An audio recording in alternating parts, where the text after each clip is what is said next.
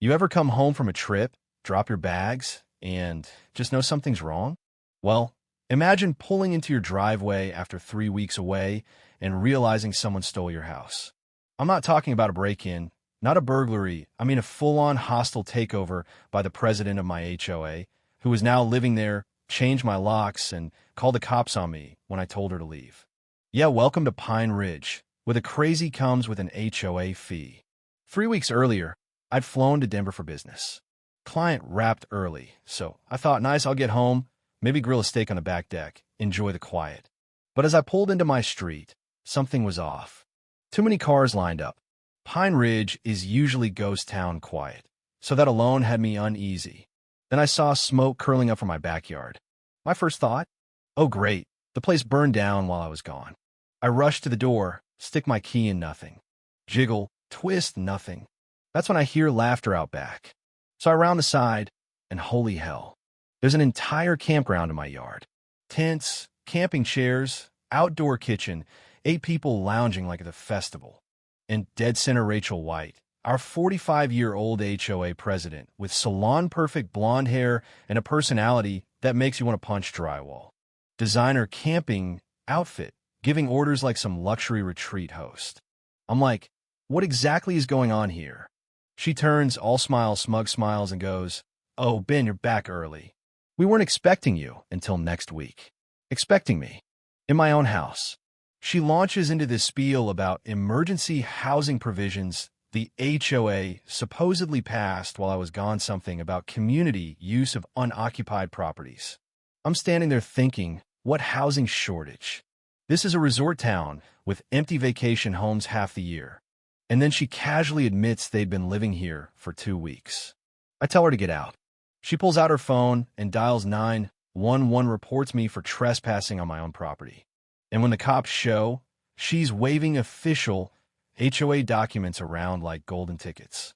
Problem was my deed, mortgage, every shred of proof was locked inside the house with her new locks. The cops, stuck in civil dispute mode, can't help. Rachel pats my arm like I'm a lost puppy and says, "Maybe you can join us for Esmores tonight." That was the moment I knew this wasn't some temporary HOA overreach. This was war. That night, in an $80 a night hotel room I couldn't afford, I start digging. HOA law, property rights, all of it. The next morning, I head to the HOA office for those emergency housing meeting minutes. The receptionist stonewalls me. While I'm arguing, I overhear her say into the phone, "The Harlan situation is proceeding as planned." Rachel wants to know if the contracts are ready for Phase 2. Phase 2. Later, my neighbor, old Mr. Peterson, tells me there's been no housing shortage and Rachel had been asking suspiciously detailed questions about my mortgage, travel schedule, and whether I had family who might contest ownership. This thing was planned before I even left town. Then my phone rings Samantha Wilson, the lawyer friend who helped me buy my place. I lay it all out, and she says, "Ben, this is fraud. Sophisticated fraud. She's covered her tracks, you'll need solid proof." So we start digging into Rachel's history. Turns out she's been doing this for years. The Johnsons lost their lake house to temporary HOA management during a family emergency, never got it back. The Martinez family got fined in a bankruptcy for minor violations until they sold her their prime corner lot for pennies. She was running a property theft ring under the cover of HOA rules. Then I get an anonymous email. You can't defeat her without concrete evidence. No sender name, no details. But now I'm thinking someone inside her circle wants her gone. Sam and I finally get our hands on the so-called HOA provisions. Total fabrications, fake board signatures, professional forgeries.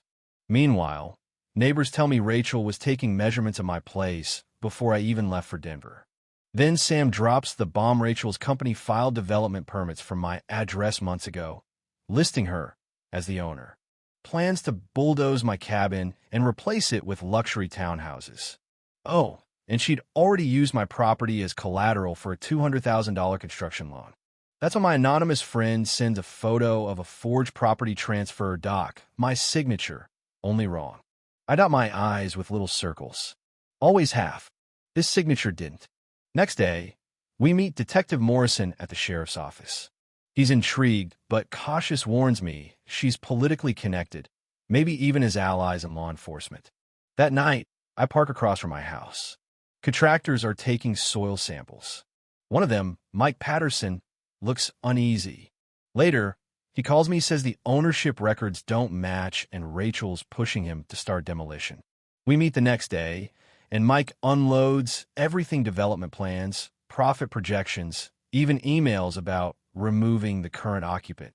It's bigger than my house. She's targeting 3 other properties, too. But Mike's scared, says if this fails, Rachel will ruin his business. Armed with evidence, I confront Rachel in her office. Toss the documents on her desk. She feigns ignorance, calls the cops on me again. This time, Sam is ready, shows the officers our file, says formal charges are coming. The cops leave without arresting anyone. That's when Rachel drops her mask, straight up threatens to accidentally destroy my house during litigation. Also hints that Mike might suffer an accident on a job. The next morning, another anonymous email. Check Pine Ridge Community Center security cameras from last Tuesday, 2:15 p.m. Hours later, I find a flash drive taped under my car.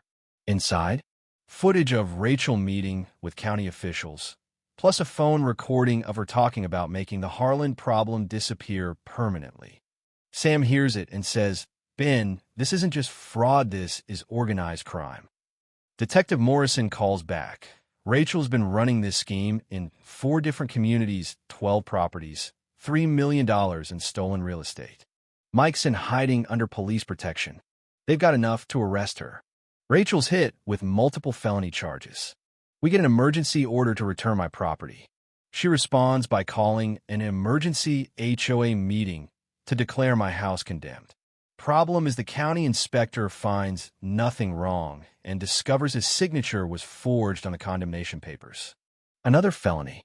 At the hearing, Rachel's lawyer paints me as a disgruntled HOA member faking evidence for revenge. But Sam dismantles him piece by piece. The security footage, the forged inspector's signature, the building inspector's testimony, it's game over. The judge orders Rachel into custody pending trial. As the cuffs go on, she locks eyes with me and says, "This isn't over."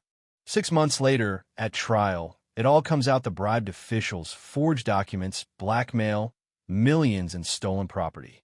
The anonymous source? Rachel's own assistant, sick of covering her crimes. The jury convicts on all counts. Rachel's looking at 25 years. The FBI dismantles her network. Stolen homes are returned.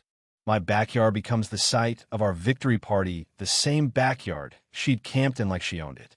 Mike's there, the Johnsons, the Martinezes, neighbors who'd finally grown a backbone. Sam gives a speech about how bullies fall when communities unite. And then a black sedan pulls up. Out steps Rachel, in an orange jumpsuit, supposed to be in federal custody, but she'd escaped during transport. She walks right up, smiling coldly, says sometimes you win the battle, but lose the war. Pulls a device from her pocket, presses the button, we freeze, thinking it's a detonator. Sirens wail. Turns out it's a GPS tracker she used to lure police here for one last show. They cuff her again. Morrison tells me she's obsessed, warns me to stay alert even after she's locked away. As they drive her off, she shouts, "Enjoy your house while you can." I've got friends everywhere. I stand there, watching her disappear down the road. And you know what? I'm not scared anymore. Because the truth is she underestimated me, underestimated us. You can't bully a whole community into silence forever. So, Echo Stories viewers, what would you have done? Would you have walked away when the cops believed her fake papers? Or would you have fought like hell? Drop your HOA horror stories in the comments. I want to hear them. Because if the saga taught me anything, it's that justice doesn't just happen. Sometimes you have to chase it down, drag it out into the light, and never let go until it's yours.